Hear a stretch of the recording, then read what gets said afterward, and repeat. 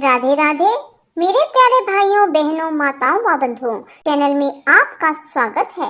बंधुओं, आज बुधवार के दिन मैं आपके लिए लाई हूँ भगवान गणेश की कथा। बंधुओं, बुधवार भगवान गणेश जी का दिन है।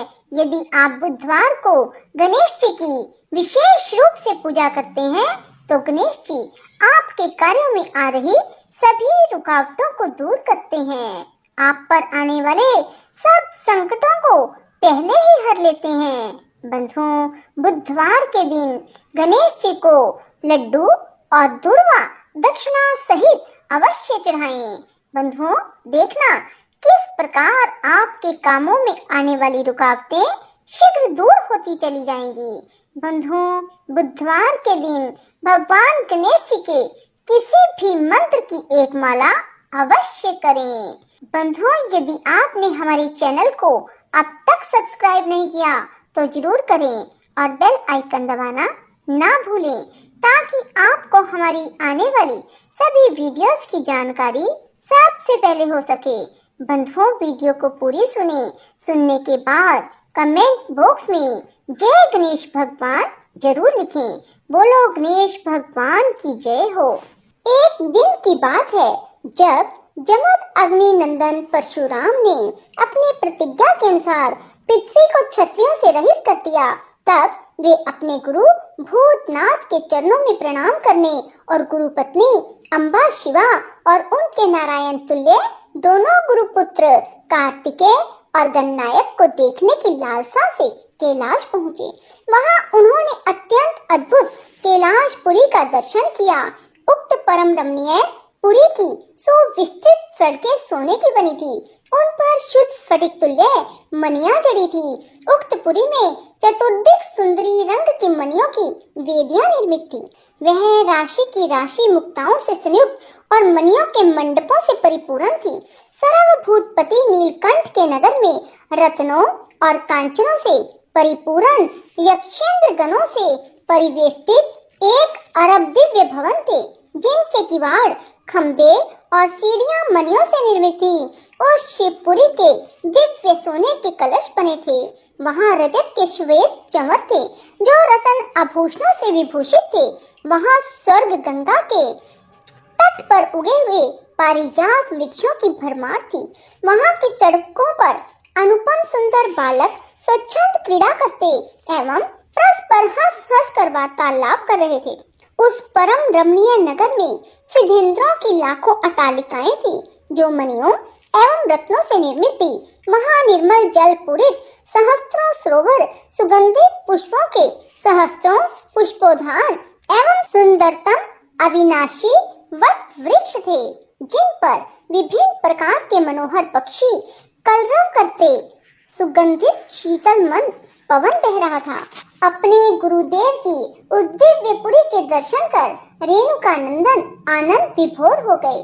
फिर उन्होंने जगतधाता शिव का 15 योजन ऊंचा और 4 योजन विस्तृत अत्यंत सुंदर आश्रम देखा।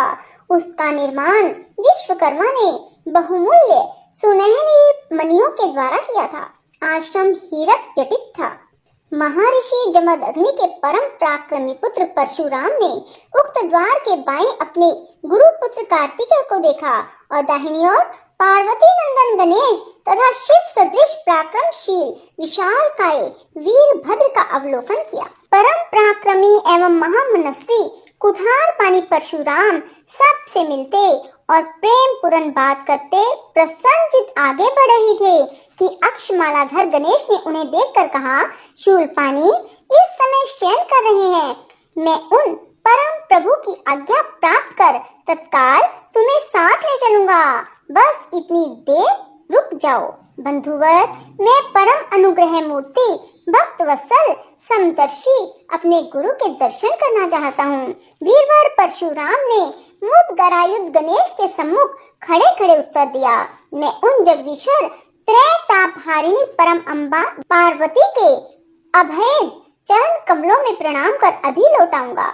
इस समय भूतेश्वर शिव माता पार्वती अंतःपुर में है। अमोघ सिद्ध गणेश ने उन्हें अनेक प्रकार से समझाते हुए कहा, अतएव अभी आपको वहाँ नहीं जाना चाहिए। तब परशुराम जी कुपित हो गए और उनका गण अधिराज से विवाद ही नहीं हाथापाई होने लगी। कुमार कार्तिकेय ने उन्हें समझाने का प्रयत्न किया, किंतु क्रुद्ध क्षत्रिय द्रोही परशुराम ने परम विनयी बुद्धि विशारद ईशान पुत्र को धक्का दे दिया, जिससे वे गिर गए। शिव पुत्र गणेश ने उठकर परशुराम की उदंडता के लिए उनकी भर्त्सना की, तो क्रुद्ध परशुराम ने अपना तीक्ष्ण परशु उठा लिया। तब अजरामर गोरी तेज गणेश ने अपनी सूंड बढ़ाकर परशुराम को उसमें लपेट लिया और उन्हें घुमाने लगा। योगाधीश गणेश की महान सूंड में लिपटे परशुराम सर्वथा असहाय और निरुपाय थे। धरनीधर गणेश के योग बल से परशुराम स्तंभित हो गए थे। अनंत शक्तिशाली गणेश ने जमन अग्निनंदन परमवीर परशुराम को सप्तद्वीप, सपत पर्वत, सपत सागर, भूलोक, स्वर्लोक, जनलोक, शंभुलोक दिखाते हुए गंभीर समुद्र में फेंक दिया। परशुराम तैरने लगे तो निरामय गणनाथ ने उन्हें पुनः अपनी सूंड में उठा लिया और घुमाते हुए बैकुंठ धाम दिखाकर गोलोक धाम का दर्शन करा दिया। वहां परशुराम ने मंद मंद मुस्कुराते हुए वंशी विभूषित नवनीरद श्री कृष्ण के साथ रास रसेश्वरी श्री राधा का दर्शन किया, तो वे बार बार उनके मंगल में चरण कमलों में प्रणाम करते रहे। पाप जनित यातना कर्म भोग से ही समाप्त होती है, किंतु औषधिपति गणेश ने परशुराम को संपूर्ण पापों का पूर्णतया नाश करने वाले श्री कृष्ण का दर्शन कराकर उनका भ्रूण हत्या जनित पाप थोड़े में ही नष्ट कर दिया। कुछ ही देर बाद परशुराम सचेत होकर पृथ्वी पर गिर पड़े। उस समय उनका प्रतिवादी मुक्त स्तंभक गणेश जी द्वारा किया हुआ स्तंभन भी दूर हो गया। तब उन्होंने अपने अभीष्ट देवता श्री कृष्ण के जगत गुरु शिव द्वारा प्रदत्त परम दुर्लभ स्तोत्र एवं कवच का स्मरण किया और संपूर्ण शक्ति से ग्रीष्मकालीन मध्याह्न सूर्य की प्रभा के तुल्य तीक्ष्ण में अपने परशु से प्रणत आरती निवारक गौरी नंदन पर प्रहार कर दिया। गण अधिराज ने अपने परम पूज्य पिता के अमोघ अस्त्र का सम्मान करने के लिए उसे अपने बाएं दांत से पकड़ लिया।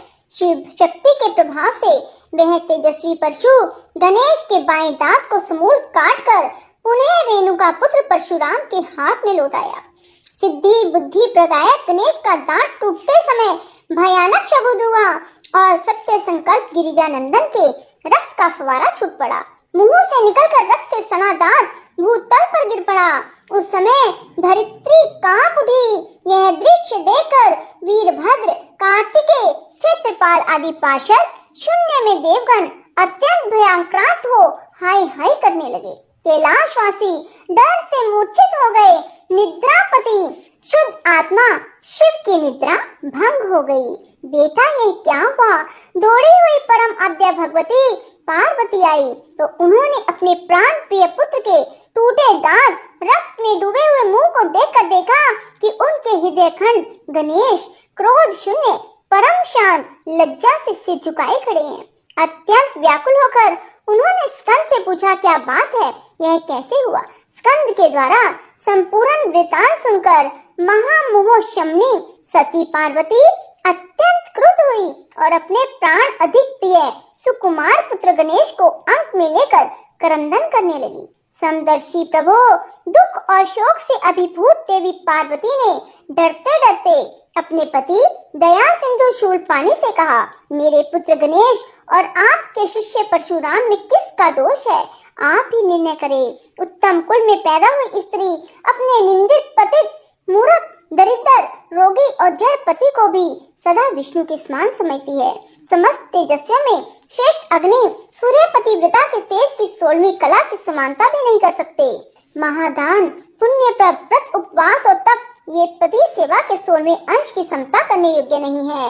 आपके तुल्य मेरे लिए कहीं कोई नहीं है, पर आप कृपा पूर्वक इनका निर्णय करें। बोलो गणेश भगवान की जय हो। राधे राधे, जय श्री कृष्णा। बंधुओं, यदि आपको हमारी वीडियो पसंद आए तो इसे लाइक करें और शेयर भी जरूर करें। धन्यवाद।